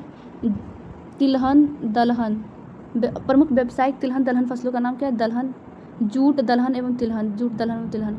दक्षिण भारत का कौन से 3 प्रमुख तटीय और डेल्टाई क्षेत्र अति उच्च उत्पादकता वर्ग में आता है? पाल घाट, तंजावुर और आंध्र प्रदेश का गुंटूर जिला। पालघाट, तंजावुर और आंध्र प्रदेश का गुंटूर जिला।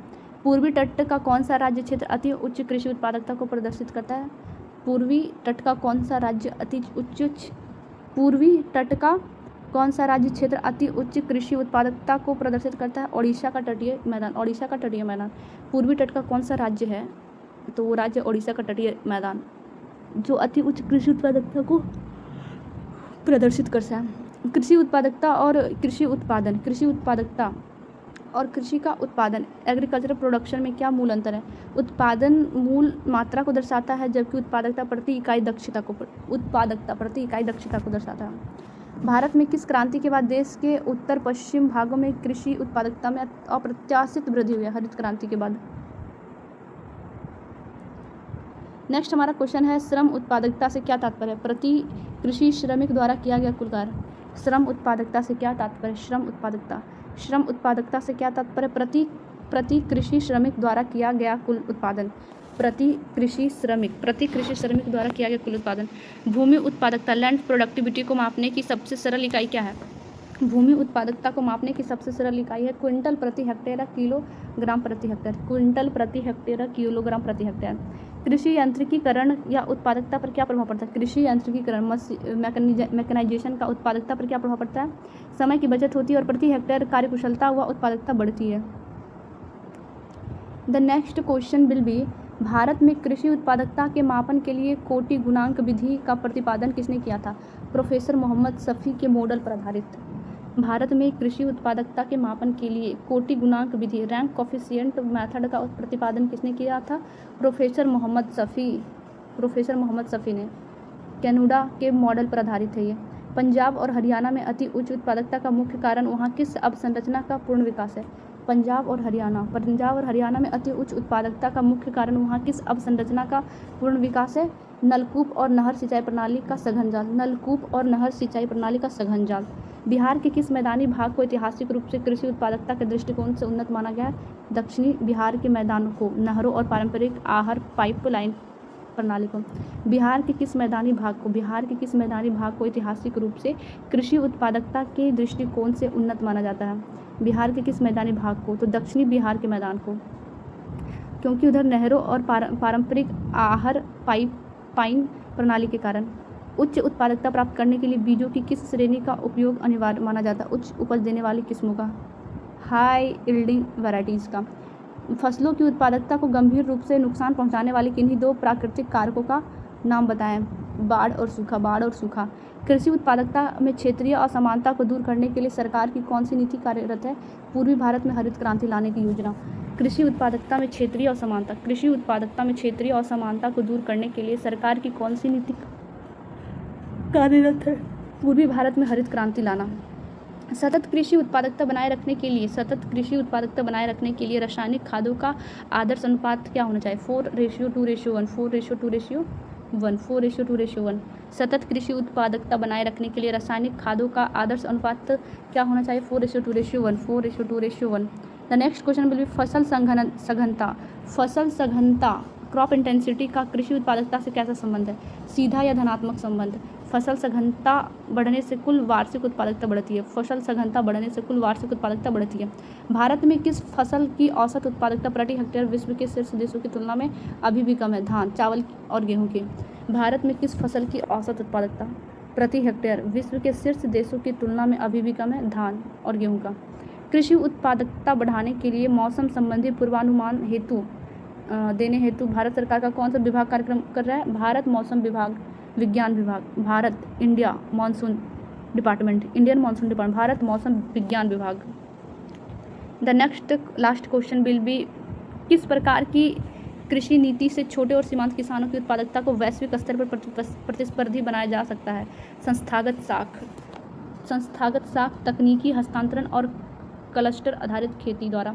किस प्रकार की कृषि नीति से छोटे और सीमांत किसानों की उत्पादकता को वैश्विक स्तर पर प्रतिस्पर्धा बनाया जा सकता है? संस्थागत साख, तकनीकी हस्तांतरण और क्लस्टर आधारित खेतों द्वारा। The next topic will be Bharat का भूगोल, जिसमें कृषि उत्पादकता का क्षेत्र वर्गीकरण देखेंगे। भारत में उच्च कृषि उत्पादकता वाले क्षेत्र के अंतर्गत मैदानी भागों के अतिरिक्त किस राज्य का तटवर्ती क्षेत्र शामिल है? तो आंध्र प्रदेश का, यूपी का। तमिलनाडु का कौन सा भाग उच्च कृषि उत्पादकता वाले क्षेत्रों के अंतर्गत आता है? तो तटीय भाग। गुजरात के किन दो विशिष्ट क्षेत्रों को उच्च कृषि उत्पादकता में शामिल किया गया? सूरत और वलसाड़ को। महाराष्ट्र के कौन से दो जनपद उच्च कृषि उत्पादकता के प्रमुख उदाहरण हैं? कोल्हापुर और सतारा। उच्च कृषि उत्पादकता वाले क्षेत्रों में उच्च उत्पादकता का मुख्य कारण क्या है? धरातलीय उपयुक्तता, अनुकूल जलवायु, उच्चतम मृदा और कृषि निवेशों, कृषि प्राविधान की सुलभता। The next question will B मध्यम उत्पादकता वाले क्षेत्र का विस्तार उत्तर प्रदेश के किन जिलों में शुरू होता है? सहारनपुर जिला में। मध्यम उत्पादकता वाले क्षेत्र का विस्तार यूपी के किस जिले से शुरू होता है? सहारनपुर जिला से। मध्यम कृषि उत्पादकता क्षेत्र उत्तर प्रदेश में किन पहाड़ियों के सहारे पूर्व की ओर विस्तृत होता है? शिवालिक पहाड़ियों के सहारे। बिहार का कौन सा जिला मध्यम कृषि उत्पादकता वाले क्षेत्र के अंतर्गत उल्लेखित है? दरभंगा। बिहार का कौन सा जिला मध्यम कृषि उत्पादकता वाले क्षेत्र के अंतर्गत उल्लेखित है? दरभंगा। ओडिशा का कौन सा भाग मध्यम कृषि उत्पादकता के अंतर्गत आता है? तटीय क्षेत्र। ओडिशा का कौन सा भाग मध्यम कृषि उत्पादकता के अंतर्गत आता है? तटीय क्षेत्र। पश्चिम बंगाल के कौन से 3 जनपद मध्यम कृषि उत्पादकता वाले वर्ग में शामिल है? नेक्स्ट क्वेश्चन विल बी पश्चिम बंगाल के कौन से 3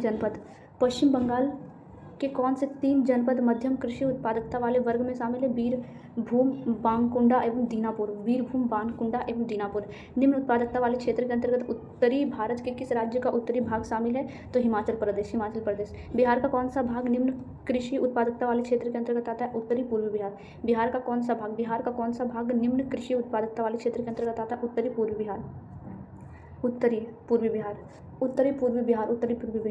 पश्चिमी भारत का कौन सा शुष्क क्षेत्र निम्न कृषि उत्पाद वाले वर्ग में आता है? अर्ध रेगिस्तान, राजस्थान। गुजरात का कौन सा विशिष्ट जिला निम्न उत्पादकता वाले क्षेत्र में शामिल है? अहमदाबाद। दक्षिण भारत में निम्न उत्पादकता वाले क्षेत्र का विस्तार किन राज्यों में पाया गया? ओडिशा, आंध्र प्रदेश, केरल, कर्नाटक, महाराष्ट्र और गुजरात। छिटपुट भाग में। दक्षिणी भारत में निम्न उत्पादकता वाले क्षेत्रों का विस्तार किन राज्यों में पाया जाता है? ओडिशा, आंध्र प्रदेश, केरल, कर्नाटक, महाराष्ट्र और गुजरात। निम्न उत्पादकता वाले क्षेत्रों में कम उत्पादन का मुख्य भौगोलिक कारण क्या है? कृषि के लिए भौगोलिक दशाओं का अनुकूल न होना। अति निम्न उत्पादकता वाले क्षेत्रों में राजस्थान का कौन सा विशिष्ट भौतिक प्रदेश शामिल है? मरुस्थलीय क्षेत्र। अति निम्न उत्पादकता वाले क्षेत्रों में राजस्थान का कौन सा विशिष्ट भौतिक प्रदेश शामिल है? मरुस्थलीय क्षेत्र। उत्तर भारत का कौन सा केंद्र शासित प्रदेश क्षेत्र अति निम्न उत्पादकता में शामिल है? जम्मू और लद्दाख। उत्तर भारत का कौन सा केंद्र शासित प्रदेश क्षेत्र अति निम्न उत्पादकता में शामिल है? जम्मू और लद्दाख। दक्षिण भारत के पठारी भागों में से कौन से 2 क्षेत्र अति निम्न उत्पादकता वर्ग में आते हैं? तेलंगाना और कर्नाटक का पठारी भाग। दक्षिण भारत के पठारी भागों में कौन से 2 क्षेत्र अति निम्न उत्पादकता वाले वर्ग में आते हैं? तेलंगाना और कर्नाटक का पठारी क्षेत्र। अति निम्न उत्पादकता वाले क्षेत्र में कृषि विकास न हो पाने का सबसे बड़ा ढांचागत कारण क्या? सिंचाई सुविधाओं का अभाव। अति निम्न उत्पादकता वाले क्षेत्रों में किस प्राकृतिक आपदा की आशंका निरंतर बनी रहती है? सूखे की आशंका, वर्षा की कमी के कारण। The next topic will be शस्य गहनता, क्रॉपिंग इंटेंसिटी, शस्य गहनता से क्या आशय है? एक ही खेत में एक कृषि वर्ष में उगाई गई फसलों की संख्या। शस्य गहनता से क्या आशय है? एक ही खेत में एक कृषि वर्ष में उगाई गई फसलों की संख्या। शस्य गहनता किन 2 क्षेत्रों के बीच के अनुपात को गणितीय रूप से अभिव्यक्त करती है? तो शुद्ध बोए गए क्षेत्र और सकल फसलगत क्षेत्र को। शस्य गहनता से क्या आशा है? एक ही खेत में एक कृषि वर्ष में उगाई गई फसलों की संख्या, उसे कहते हैं शस्य गहनता, क्रॉपिंग इंटेंसिटी। अब शस्य गहनता किन 2 क्षेत्रों के बीच के अनुपात को गणितीय रूप से व्यक्त करती है? तो शुद्ध बोए गए क्षेत्र और सकल फसलगत क्षेत्र को। ग्रॉस क्रॉप एरिया और नेट सो एरिया। शस्य गहनता का सबसे प्रमुख और प्राथमिक निर्धारक तत्व किसे माना जाता है? सिंचाई को। शस्य गहनता का सबसे प्रमुख और प्राथमिक निर्धारक तत्व किसे माना जाता है? सिंचाई को। The next question will B सिंचाई के अतिरिक्त मृदा का कौन सा गुण सस्य गहनता को सीधे प्रभावित करता है? तो मृदा उर्वरता। सिंचाई के अतिरिक्त मृदा का कौन सा गुण सस्य गहनता को सीधे प्रभावित करता है? तो मृदा उर्वरता। कौन सा जनसांख्यिकीय कारक कृषि पर दबाव बढ़ाकर सस्य गहनता को प्रभावित करता है? जनसंख्या दबाव। सस्य गहनता को बढ़ाने वाले दो प्रमुख रासायनिक और जैविक इनपुट कौन से? उर्वरक और उन्नत बीज। उर्वरक और उन्नत बीज। कृषि का कौन सा तकनीकी कारक सस्य गहनता में तीव्र वृद्धि करने में सहायक होता है? कृषि यांत्रिकीकरण। कृषि यांत्रिकीकरण। कृषि का कौन सा तकनीकी कारक सस्य गहनता में तीव्र वृद्धि करने में सहायक होता है? कृषि यांत्रिकीकरण। फसलों को बीमारियों और कीटों से बचाने हेतु सस्य गहनता को प्रभावित करने वाला कारक कौन सा है? पौधा सुरक्षा। फसलों को बीमारियों और कीटों से बचाने हेतु सस्य गहनता को प्रभावित करने वाला कारक कौन सा है? पौधा सुरक्षा। पौधा सुरक्षा। Plant protection. The next topic will be आहार एवं पोषण, फूड एंड न्यूट्रिएंट्स। मानव शरीर के लिए आहार की आवश्यकता मुख्य रूप से कितने प्रकार की होती है? दो प्रकार की। किस प्रकार की आहार कमी के अभाव में मानव में अल्प पोषक की स्थिति उत्पन्न होती है? परिणामात्मक कमी, क्वांटिटेटिव डेफिशिएंसी। परिणात्मक आहार कमी का चरम या अंतिम रूप किस रूप में देखा जाता है? एक्सट्रीम रूप, भूखमरी के रूप में। गुणात्मक क्वालिटेटिव आहार की कमी के कारण मानव शरीर में क्या उत्पन्न होता है? कुपोषण एवं हीनताजन्य रोग। कुपोषण और हीनताजन्य रोग। कुपोषण को एक अधिक घातक समस्या क्यों माना गया है? क्योंकि इससे व्यक्ति को बीमारी या कमजोरी का तुरंत पता नहीं चल पाता है। प्रच्छन्न रूप है ये। नेक्स्ट, भारत में अल्प पोषक की समस्या मुख्य रूप से किस क्षेत्र में अधिक प्रभावी? ग्रामीण क्षेत्र में। भारत में अल्प पोषक की समस्या मुख्य रूप से किस क्षेत्र में अधिक प्रभावी है? ग्रामीण क्षेत्र में। योजना और पोषण मानकों। योजना और पोषण मानकों के अनुसार ग्रामीण क्षेत्रों के लिए न्यूनतम कितनी कैलोरी प्रतिदिन निर्धारित होती है? 2400 कैलोरी। योजना और पोषण मानकों के अनुसार। योजना और पोषण मानकों के अनुसार ग्रामीण क्षेत्रों के लिए न्यूनतम कितनी कैलोरी प्रतिदिन निर्धारित होती है? 2400 calorie. 2400 calorie. The next question will B नगरीय क्षेत्रों के लिए प्रतिदिन प्रति व्यक्ति न्यूनतम कितनी कैलोरी की मात्रा निर्धारित होती है? 2100 कैलोरी की। नगरीय क्षेत्रों के लिए प्रतिदिन प्रति व्यक्ति न्यूनतम कितनी कैलोरी की मात्रा निर्धारित है? 2100 कैलोरी। भारतीय भोजन मुख्य रूप से किस पर आधारित है? अनाज आधारित होता है। भारतीय भोजन अनाज आधारित होता है। भारतीय भोजन से मानव शरीर को मुख्य रूप से कौन सा पोषक तत्व प्राप्त होता है? कार्बोहाइड्रेट। भारतीय अनाज आधारित भोजन में मुख्य रूप से किन तत्वों की कमी पाई जाती है? लौह, आयरन और विटामिन की। आयरन और विटामिन की। आयरन और vitamin. The next question will भारतीय भोजन में मिलने वाली कुल कैलोरी का कितना भाग केवल अनाज से प्राप्त होता है? 2/3 भाग। भारतीय भोजन में किस प्रकार की प्रोटीन भारतीय भोजन में किस प्रकार की प्रोटीन की मात्रा बहुत कम पाई जाती है? प्रथम श्रेणी का पशु प्रोटीन, एनिमल प्रोटीन। पशु प्रोटीन के अभाव में भारतीयों के मुख्य रूप से किस खाद्य पदार्थ से द्वितीय श्रेणी का प्रोटीन मिलता है? दालों से। भारतीय भोजन में किन दो खाद्य वर्गों की कमी के कारण विटामिन और खनिजों की पर्याप्त मात्रा नहीं मिल पाती? सब्जियों एवं दूध की कमी। सब्जियों एवं दूध की कमी से। The next topic will be राष्ट्रीय कृषि नीति, नेशनल एग्रीकल्चर पॉलिसी। राष्ट्रीय कृषि नीति। भारत की पहली राष्ट्रीय कृषि नीति की घोषणा किस वर्ष और महीने में की गई थी? जुलाई 2000 में। राष्ट्रीय कृषि नीति, नेशनल एग्रीकल्चर पॉलिसी जो भारत की पहली राष्ट्रीय कृषि नीति की घोषणा किस वर्ष और महीने में की गई थी? जुलाई 2000 में। राष्ट्रीय कृषि नीति 2000 का मुख्य विजन क्या था? भारतीय कृषि की विशाल अप्रयुक्त क्षमता को साकार करना। राष्ट्रीय कृषि नीति 2000 का मुख्य विजन क्या था? भारतीय कृषि की विशाल अप्रयुक्त क्षमता को साकार करना। भारतीय कृषि की विशाल अप्रयुक्त क्षमता को साकार करना। राष्ट्रीय कृषि नीति के तहत कृषि क्षेत्र में प्रति वर्ष कितने प्रतिशत से अधिक की वृद्धि दर हासिल करने का लक्ष्य? 4% से अधिक। राष्ट्रीय कृषि नीति के तहत कृषि क्षेत्र में प्रति वर्ष कितने प्रतिशत से अधिक की वृद्धि दर हासिल करने का लक्ष्य? 4% से अधिक का। The next question will be कृषि निर्यात नीति, एग्रीकल्चर एक्सपोर्ट पॉलिसी 2018। कृषि निर्यात नीति एग्रीकल्चर एक्सपोर्ट पॉलिसी 2018 भारत सरकार द्वारा एक व्यापक कृषि निर्यात नीति को कब प्रस्तुत किया गया था? दिसंबर 2018 में। भारत सरकार द्वारा एक व्यापक कृषि निर्यात नीति को कब प्रस्तुत किया गया था? दिसंबर 2018 में। कृषि निर्यात नीति 2018 का प्राथमिक और मूल उद्देश्य क्या है? कृषि निर्यात को बढ़ावा देना। कृषि निर्यात नीति 2018 का प्राथमिक और मूल उद्देश्य क्या है? कृषि निर्यात को बढ़ावा देना। निर्यात नीति के अनुसार वैश्विक कृषि व्यापार में भारत की हिस्सेदारी को कितना करने का प्रयास किया गया था? 2 गुना। कृषि निर्यात के अनुसार वैश्विक कृषि व्यापार में कृषि निर्यात के अनुसार 2018 का प्राथमिक और मूल उद्देश्य क्या था? कृषि निर्यात को बढ़ावा देना। कृषि निर्यात के अनुसार वैश्विक कृषि व्यापार में भारत की हिस्सेदारी को कितना करने का प्रयास किया गया है? 2 गुना। कृषि निर्यात नीति के तहत निर्यात टोकरी में क्या लाने पर विशेष ध्यान केंद्रित किया गया? निर्यात टोकरी में क्या लाने पर विशेष ध्यान केंद्रित किया गया? गंतव्यों में विविधता और उच्च मूल्य युक्त संवर्धित कृषि निर्यात को। गंतव्यों में विविधता और उच्च मूल्य युक्त संवर्धित कृषि निर्यात को। नीति के तहत किन वस्तुओं के निर्यात को विशेष रूप से बढ़ावा देने की बात कही गई है? जिन जिन पर पहले ध्यान कम था, खराब होने की वाली वस्तुओं। नीति के तहत किन वस्तुओं के निर्यात को विशेष रूप से बढ़ावा देने की बात कही गई है, जिन पर पहले ध्यान कम था, खराब होने वाली वस्तुओं पर। कृषि निर्यात नीति किन 3 प्रकार के स्वदेशी उत्पादों को बढ़ावा देने पर बल देता है? नवीन, स्वदेशी और जैविक उत्पाद। पारंपरिक उत्पादों के साथ साथ किन गैर पारंपरिक कृषि उत्पादों के निर्यात को प्रोत्साहित करने का लक्ष्य है? पारंपरिक कृषि उत्पादों को। पारंपरिक उत्पादों के साथ साथ किन गैर पारंपरिक कृषि उत्पादों के निर्यात को प्रोत्साहित करने का लक्ष्य है? गैर पारंपरिक कृषि उत्पादों को। संस्थागत तंत्र के माध्यम से बाजार तक पहुंच बढ़ाने के अलावा किन 2 समस्याओं से निपटने का प्रावधान है? बाधाओं से निपटने और स्वच्छता तथा पादप स्वच्छता संबंधी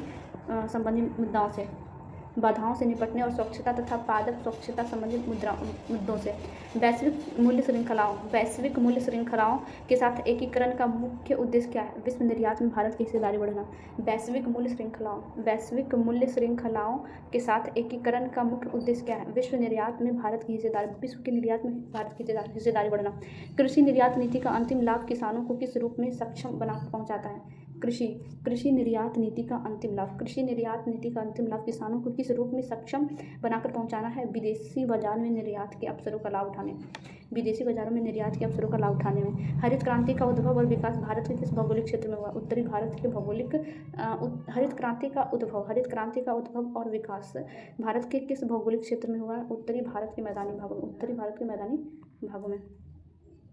the next question will B, यदि किसी क्षेत्र में सिंचाई, उर्वरक और उन्नत बीज प्रचुर मात्रा में उपलब्ध हो तो वहाँ सस्य गहनता पर क्या प्रभाव पड़ेगा? सस्य गहनता उच्च होगी। प्रच्छन्न कुपोषण का क्या अर्थ है? भोजन में आवश्यक सूक्ष्म पोषक तत्वों जैसे विटामिन और खनिज की गुणवत्ता में कमी। शहरी क्षेत्रों की तुलना में ग्रामीण क्षेत्रों में अधिक कैलोरी। 2400 की आवश्यकता क्यों निर्धारित की गई? ग्रामीण जनसंख्या द्वारा अधिक शारीरिक श्रम करने के कारण। भारतीय जनसंख्या में हीनताजन्य रोगों का मुख्य कारण क्या है? भोजन में गुणात्मकता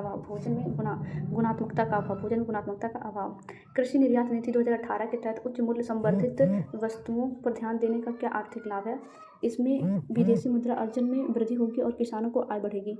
अति निम्न उत्पादकता वाले क्षेत्रों जैसे कि लद्दाख, मरुस्थल, राजस्थान की मुख्य कृषि समस्या क्या है? प्रतिकूल भौगोलिक दशाओं एवं अनिश्चित वर्षा। The next question will be, अति निम्न उत्पादकता वाले क्षेत्रों जैसे लद्दाख, मरुस्थलीय राजस्थान की मुख्य कृषि समस्या क्या है? प्रतिकूल भौगोलिक दशाएं और अनिश्चित वर्षा। सकल फसलगत क्षेत्र और शुद्ध बोए गए क्षेत्र का अंतर क्या दर्शाता है? यह दर्शाता है कि एक ही भूमि पर एक से अधिक बार फसल ली गई है। सस्य गहनता। राष्ट्रीय कृषि नीति 2000 ने कृषि समृद्धि के लिए किस प्रकार के विकास को रेखांकित किया है? 4% वार्षिक समृद्धि दर का। गुणात्मक कुपोषण को दूर करने के लिए भारतीय भोजन में किस खाद्य वर्ग की मात्रा बढ़ाना अनिवार्य? सब्जियां, दूध और दालों का। कृषि निर्यात नीति 2018 के अनुसार बाधाओं से निपटने का क्या अर्थ है? निर्यात मार्ग में आने वाले व्यापारिक और ढांचागत रुकावटों को दूर करना। उत्तर प्रदेश का सहारनपुर और बिहार का दरभंगा जिला कृषि उत्पादकता के किस समान वर्ग से जुड़े? मध्यम उत्पादकता वर्ग से। The next question will B, Kolhapur और सतारा जनपद किस राज्य में स्थित है जो उच्च कृषि उत्पादकता दर्शाता है? महाराष्ट्र में। कोल्हापुर और सतारा जनपद किस राज्य में स्थित है जो उच्च कृषि उत्पादकता दर्शाता है? महाराष्ट्र में। भारत में 3/4 से अधिक जनसंख्या को कैलोरी की न्यूनतम मात्रा कहाँ नहीं मिल पा रही है? अल्प पोषक प्रभावित क्षेत्रों, मुख्यतः ग्रामीण क्षेत्रों में। पशु प्रोटीन की कमी को पूरा करने के लिए शाकाहारी भारतीय भोजन का मुख्य विकल्प क्या? दाल द्वितीयक श्रेणी का प्रोटीन है। कृषि यांत्रिकीकरण सीधे तौर पर किस कृषि सूचकांक को बढ़ाने में मदद करता है? सस्य गहनता। कृषि यांत्रिकीकरण सीधे तौर पर किस कृषि सूचकांक को बढ़ाने में मदद करता है? सस्य गहनता को। परिणामस्वरूप परिणात्मक भोजन की कमी सीधे तौर पर किस स्थिति को जन्म देती है? अल्प पोषक और भुखमरी को। परिणात्मक भोजन की कमी सीधे तौर पर किस स्थिति को जन्म देती है? अल्प पोषक की भुखमरी को। जैविक उत्पादों के निर्यात को बढ़ावा देना किस नीति का मुख्य स्तंभ है? कृषि निर्यात नीति 2018। जैविक उत्पादों के निर्यात को बढ़ावा देना किस नीति का मुख्य स्तंभ है? कृषि निर्यात नीति 2018 का। भारत के किस भाग में भौगोलिक दशाएं कृषि के लिए पूर्णतः अनुकूल नहीं है, जिसमें वहाँ निम्न उत्पादकता होती है? निम्न उत्पादकता वाले क्षेत्र में, जैसे रेगिस्तान वाले भागों में। पौधा सुरक्षा का सस्य गहनता से क्या संबंध है? यह बहुफसली प्रणाली में फसलों को नष्ट होने से बचाकर गहनता को सुरक्षित रखता है। भारतीय भोजन में किस प्रमुख खनिज की कमी को इस पृष्ठ में रेखांकित किया गया? लौह, आयरन को। भारत सरकार की कृषि निर्यात नीति का वैश्विक विजन क्या है? वैश्विक मूल्य श्रृंखला के साथ भारतीय कृषि का एकीकरण। राष्ट्रीय कृषि नीति 2000 को किस मुख्य उद्देश्य को प्राप्त करने के लिए लागू किया गया था? भारतीय कृषि की विशाल अप्रयुक्त क्षमता को आर्थिक लाभ में बदलने के लिए, भारतीय कृषि की विशाल अप्रयुक्त क्षमता को आर्थिक लाभ में बदलने के लिए।